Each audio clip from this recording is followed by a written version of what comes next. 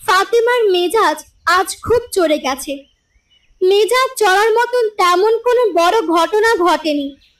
মাঝে মাঝে অতি তুচ্ছ ব্যাপারে তার মাথায় রক্ত উঠে যায়। তখন তিনি কি বলেন বা কি করেন নিজেই জানেন না। এখন তার চোখ রক্তবর্ণ, কথা জড়িয়ে যাচ্ছে। তিনি সুপ্রভার দিকে তর্জনী উঁচিয়ে বলছেন, তোর মাকে বল এক্ষুনি বাড়ি থেকে বের হতে, এক্ষুনি। অনেক দিন ফকির খাওয়ানো হয়েছে, আর না, হোটেলের ফ্রি খাওয়া ফ্রি থাকা যথেষ্ট হয়েছে। এখন পথে নামতে বল, গতর খাটিয়ে খেয়ে দেখুক কেমন লাগে। এইখানে থেমে গেলে হতো, তিনি এইখানে থামলেন না। পথে নেমে কিভাবে জীবনযাপন করলে খেয়ে পড়ে বাঁচা যায় তা বলতে শুরু করলেন। ইঙ্গিত টিঙ্গিতে ধার ধারলেন না, ভয়াবহ কথা বলতে শুরু করলেন। মা মেয়ে ঠোঁটে লিপস্টিক মেখে চন্দ্রিমা উদ্যানে হাঁটবি, কাস্টমার চলে আসবে, কোলে করে নিয়ে যাবে, কোলে কোলে থাকবি, সুখে ভাড়া খাটবি। এইখানে তো কোলে করে কেউ রাখে না, পথে নামলেই কোল পাবি। সুপ্রভা ভয়ে এবং লজ্জায় থার থার করে কাঁপছে। মনে মনে বলছে, আল্লাহ তুমি মামিকে থামাও, তুমি দয়া করে মামিকে থামাও।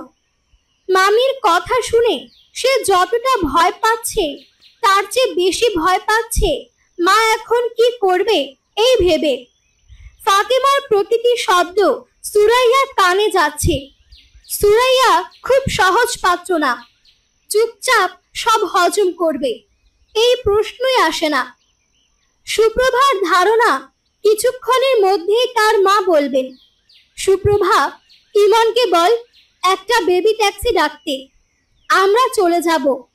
সুপ্রভা যদি বলে, মা কোথায় যাব, তিনি অবশ্যই বলবেন চন্দ্রিমা উদ্যানে, ভাড়া খাটবো। এখন বাজে রাত 10টা, বড় মামাও বাসায় নেই। উপায়টা কি হবে? মিতু আপা আছেন, মার চিৎকার কথাবার্তা তিনি সব শুনছেন, কিন্তু কিছুই বলছেন না। সুপ্রভা দেখল মিতু আপা মগ ভর্তি চা নিয়ে ছাদে উঠে যাচ্ছে। এখন মা যদি সত্যি সত্যি বেবি ট্যাক্সি আনায় তাহলে কেউ থাকবে না মাকে বুঝিয়ে দুটো কথা বলার। সুপ্রভার চিৎকার করে কাঁদতে ইচ্ছে করছে, কাঁদছে না, ভয়ে। কাঁদলে বড় মামে আরো রেগে যেতে পারেন। যে ঘটনা থেকেই অগ্ন্যুৎপাত, সেই ঘটনা খুবই সামান্য। ফাতেমার পায়ে পানি এসে পা ফুলে গেছে। কাজের মেয়েকে বলেছেন এক গামলা গরম পানি এনে দিতে। গরম পানিতে পা ডুবিয়ে বসে থাকবেন।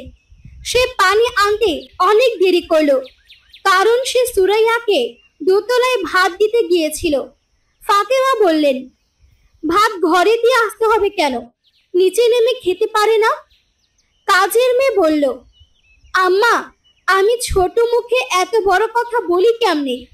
ভাত চায় ভাত দিয়ে আসি, চা চায় চা দিয়ে আসি, ফ্রিজে ঠান্ডা পানি চায় পানি দিয়ে আসি। আমার কাম হয়েছে সিঁড়ি বাবা। আম্মা আমারে ক্ষমা দেন, চাকরি অনেক করছি, আর না। ফাতেমার বারুদের বস্তায় আগুন লেগে গেল। প্রথমে গরম পানির গামলা লাথি মেরে উল্টে দিলেন, শুরু করলেন চিৎকার। দুর্ভাগ্যক্রমে সুপ্রভা তখন তার সামনেই ছিল। সে সরে পড়তে চেয়েছিল। ফাতেমা কঠিন গলায় বললেন, খবরদার মেয়ে, নড়বি না, খবরদার বললাম। ফাতেমার চিৎকার থামার পর সুপ্রভা খুব সাবধানে দোতলায় উঠল, মার ঘরে উকি দিল। মা রাতের খাওয়া শেষ করেছেন, দেয়ালে হেলান দিয়ে খাটে বসে আছেন। তাকে দেখেই বোঝা যাচ্ছে চিৎকার চেঁচামেচি সবই কানে গেছে। তার চোখ মুখ অস্বাভাবিক শান্ত। এই অস্বাভাবিক শান্ত ভাবটা মারাত্মক। আজ খুবই ভয়ঙ্কর কিছু ঘটবে। সুরাইয়া মেয়ের দিকে তাকিয়ে অত্যন্ত স্বাভাবিক গলায় বললেন, সুপ্রভা, রাতের খাওয়া হয়েছে? সুপ্রভা ভয় ভয় বলল, হুম।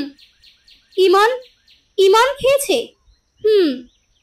আমাকে একটু পান সুপারি এনে দে তো, পান খেতে ইচ্ছে করছে। চুন আলাদা করে আনবি। আচ্ছা। সুপ্রভা পান আনতে নিচে গেল। মার ব্যাপারটা এখনো কিছু বোঝা যাচ্ছে না। অতি স্বাভাবিক আচরণ করছেন, সেটাই অস্বাভাবিক। সুপ্রভার ভয় লাগছে। মিতু আপাকে ছাদ থেকে ডেকে নিয়ে আসতে ইচ্ছে করছে।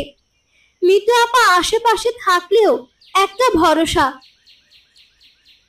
পিরিচি করে 2টা বানানো পান সুপ্রভা মায়ের জন্য এনেছে। এক পাশে চুন, আরেক পাশে মৌরি, 2টা এলাচ।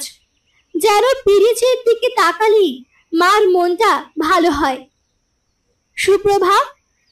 জি মা। ইমন কি করছে? পড়ছে। ওকে একটু ডাকতো, ওর সঙ্গে কথা আছে। আচ্ছা। তোর বড় মামা কি বাসা আছে? জি না। ভাইজান কখন ফিরবেন? 11টার মধ্যে সব সময় ফিরেন। এখন কটা বাজে? 10টা 10। তুই ইমনকে খবর দে।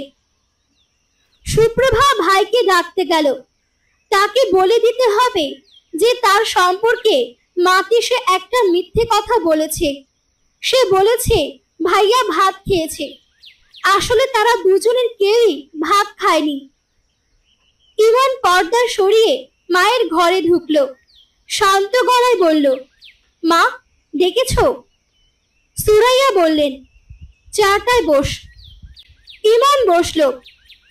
সুরাইয়া হতভম্ব হয়ে দেখলেন ইমনের বসার ভঙ্গি অবিকলতার বাবার মতো। শুধু যে বসার ভঙ্গি তাই না, তাকানোর ভঙ্গিও সেরকম। ওই তো ভ্রু কুচকে আছে, কপালের চামড়ায় সূক্ষ্ম ভাঁজ পড়েছে। এই বয়সেই কেমন গম্ভীর গম্ভীর ভাব। গলার স্বরটাও কি তার বাবার মতো? কখনো সেভাবে লক্ষ্য করা হয়নি। একদিন ইমনকে বলতে হবে টেলিফোনে তার সঙ্গে কথা বলতে। টেলিফোনের কথা শুনে বলতে পারবেন ইমনের গলার স্বর তার বাবার মতো কিনা। ইমন। জি। তোর মামি যেসব কথাবার্তা বলেছিল শুনেছিলি? হুম। ভ্রু কুচকে আছিস কেন? ভ্রু সোজা করে কথা বল। তোর মামির কথা শুনেছিস? শুনেছি। এর পরেও কি আমাদের এ বাড়িতে থাকা উচিত? হ্যাঁ, উচিত। সুরাইয়া বিস্মিত হয়ে বললেন, উচিত কেন? উচিত কারণ আমাদের যাবার কোনো জায়গা নেই। সুরাইয়া তীক্ষ্ণ গলায় বললেন, যাবার জায়গা থাকতেই হবে? রাস্তায় থাকবো? রাস্তায় মানুষ বাস করে না? পাগলের মতো কথা বললে তো হবে না মা। পাগলের মতো কথা? কোন কথাটা পাগলের মতো বললাম? বেশিরভাগ কথাই তুমি পাগলের মতো বলো। তোর ধারণা আমি পাগল? ইমন কিছু বলল না, চুপ করে রইল। সুরাইয়া চোখ মুখ লাল করে বললেন, খবরদার, চুপ করে থাকবি না। তোর ধারণা আমি পাগল? বল, আমি পাগল? কিছুটা পাগলামি তোমার মধ্যে আছে। এত বড় কথা তুই বলতে পারলি? পাগল যদি হয়েই থাকি, কেন পাগল হয়েছি তুই জানিস না? কথার জবাব দে, চুপ করে থাকবি না। কথার জবাব দেবার কিছু নেই। কথার জবাব দেওয়া মানে কথার পিঠে কথা বলা। আমি একটা কথা বলবো, তুমি তার উত্তরে 5টা কথা বলবে, আবার আমি বলবো। লাভ কি? লাভ কি মানে? তুই কি সব সময় লাভ লোকসান দেখে চলিস? তুই কি লাভ লোকসানের দোকান খুলেছিস? একজন আমাকে আর আমার মেয়েকে বেশ্যা বলবে, তারপরেও আমি তার বাড়িতে থাকবো? কোন যুক্তিতে থাকবো? যুক্তি একটাই, আমাদের যাবার জায়গা নেই। তাছাড়া মামি রেগে গিয়ে কি বলেছেন সেটা বড় কথা না। রেগে গেলে আমরা সবাই কুৎসিত সব কথা বলি। মামি যেমন বলেন তুমিও বলো। আমি বলি, কখন বলেছি? কি বলেছি? কখন বলেছ, কি বলেছ সে সব তোমার আমি লিখে রাখিনি, তবে অনেকবারই অনেক কুৎসিত কথা বলেছ। যখন বলেছ তখন লজ্জায় মরে যেতে ইচ্ছে করেছে। ইচ্ছে যখন করেছে তখন মরে গেলেই পারতিস। ছাদে উঠে ছাদ থেকে ঝাঁপ দিলেই পারতি। সেটা দিতে সাহস হয় না। মেনে বিড়াল হয়ে থাকতে ভালো লাগে। তুমি কুৎসিত কথা বলা শুরু করেছো মা। কথায় কথায় মা ডাকবি না। তোর মতো ছেলের মুখ থেকে মা ডাক শুনতে চাই না। তোর জ্ঞান বেশি হয়ে গেছে। তুই মহাজ্ঞানী হয়ে যাচ্ছিস। মহাজ্ঞানী পুত্রের আমার দরকার নেই। শোন মহাজ্ঞানী, আমি এই বাড়িতে থাকবো না। কোথায় যাবে? কোথায় যাব সেটাও জানার দরকার নেই। সুপ্রভাকে নিয়ে আমি এখন এই মুহূর্তে বিদায় হব। তোর মামি যদি আমার পায়ে এসেও পড়ে তারপরেও থাকবো না। ঠিক আছে, অবশ্যই ঠিক আছে। তুই এখন আমার সামনে থেকে যা। দয়া করে একটা বেবি ট্যাক্সি এনে দে। আচ্ছা। ইমন মার ঘর থেকে বের হলো। সুরাইয়া কাঁদতে শুরু করলেন। তিনি শব্দ করে কাঁদছেন। তার হাত পা কাঁপছে। দরজার আড়াল থেকে সুপ্রভা দেখছে, কিন্তু মাকে শান্ত করার জন্য এগিয়ে আসছে না।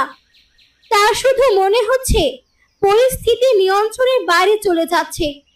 সুরাইয়া তীক্ষ্ণ গলায় ডাকলেন, সুপ্রভা, সুপ্রভা। সুপ্রভা জবাব দিল না। সুরাইয়া বিছানা থেকে নামলেন, চোটে পায়ে দিলেন, গায়ে একটা চাদর দিলেন। আর তখনই ইমন ঘরে ঢুকে বলল, মা, তোমার বেবি ট্যাক্সি এনেছি। তুমি যদি যেতে চাও যাও, আর যদি যেতে না চাও আমি বেবি ট্যাক্সি বিদায় করে দেব। মা, একটা কথা, তুমি কিন্তু একা যাবে, তোমার সঙ্গে সুপ্রভা যাবে না। সুরাইয়া অবাক হয়ে দেখলেন ইমন কঠিন গলায় কথা বলছে। ওই তো সেই দিন এতটুকু বাচ্চা ছিল, বিছানা ভিজিয়ে সেই ভেজা বিছানায় শুয়ে থাকতো, একটুও কাঁদতো না। ঠান্ডা লেগে জ্বর বাঁধাতো। একবার একটা উড়ন্ত মাছি হাত বাড়িয়ে খপ করে ধরে মুখে পুরে দিল। কিছুতেই আর মুখ খুলল না। অনেক সাধনা করে মুখ খুলানো হলো। কি কাণ্ড! মুখ খুলতেই মাছি উড়ে বাইরে চলে গেল। আর মাছির শোকে ইমনের সে কি কান্না!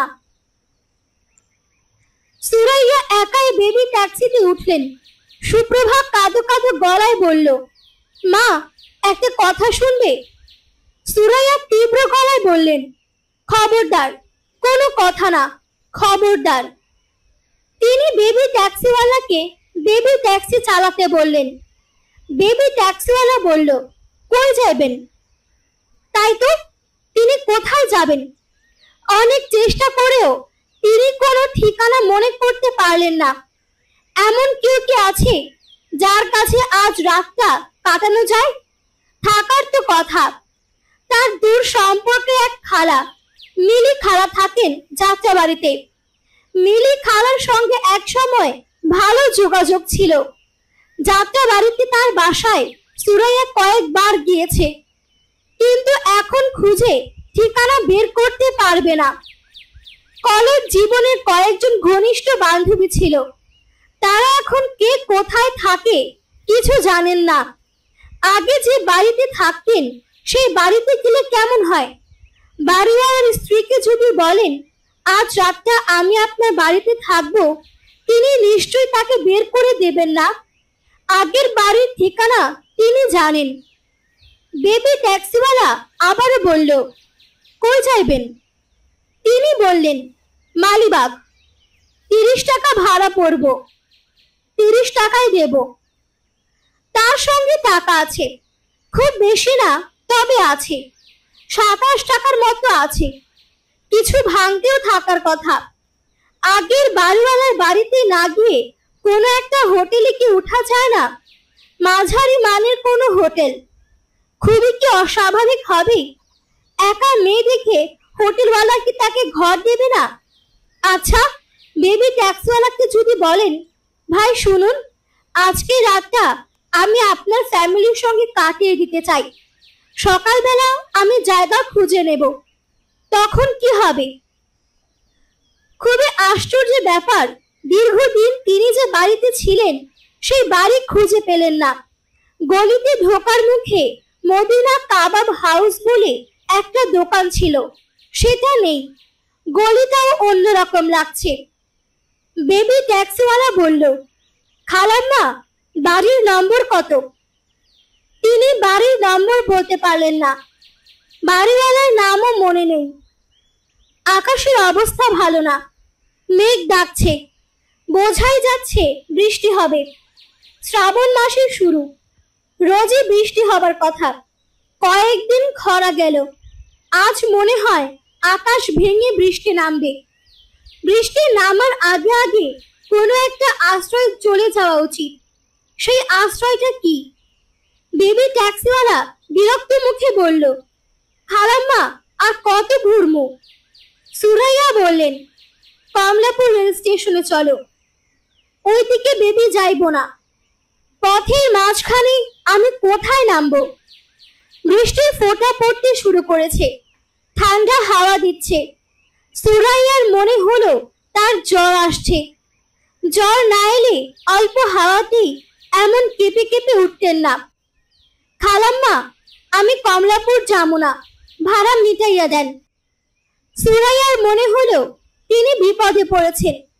আশ্চর্য ব্যাপার হচ্ছে, বিপদে পড়েও তিনি অস্থির বোধ করছেন না, বরং ভালো লাগছে। খুব খারাপ সময়ের পরপরই খুব ভালো সময় আসে, এটা জগতের নিয়ম। বেবি ট্যাক্সিওয়ালা রাস্তার মাঝখানে তাকে নামিয়ে দেবে। তিনি বৃষ্টিতে ভিজতে থাকবেন। পথে পানি জমে যাবে, পানি ভেঙে তিনি এগোতে থাকবেন। কোনো খোলা মেনহলে হোঁচট খেয়ে তিনি নোংরা পানিতে পড়ে যাবেন। তার হাত থেকে ছিটকে হ্যান্ডব্যাগটা পড়ে যাবে। তিনি আর সেই ব্যাগ খুঁজে পাবেন না।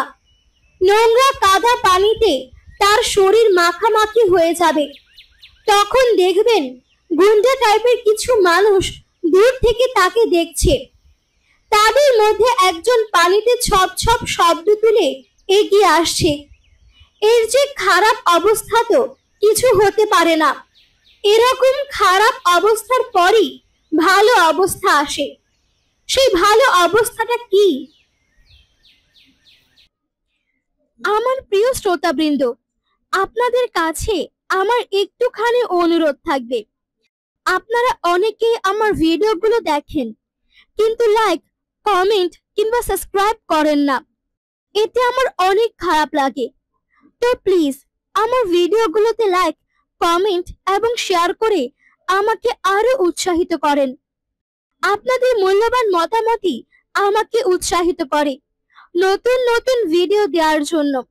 তাই আপনার মূল্যবান মতামতটি জানিয়ে আমার এই ছোট্ট চ্যানেলটিকে সাবস্ক্রাইব করতে ভুলবেন না। খুব শীঘ্রই আসছে অপেক্ষা উপন্যাসের পরবর্তী পর্ব, তাই চ্যানেলটিকে ফলো করে সাথেই থাকুন। ধন্যবাদ সবাইকে।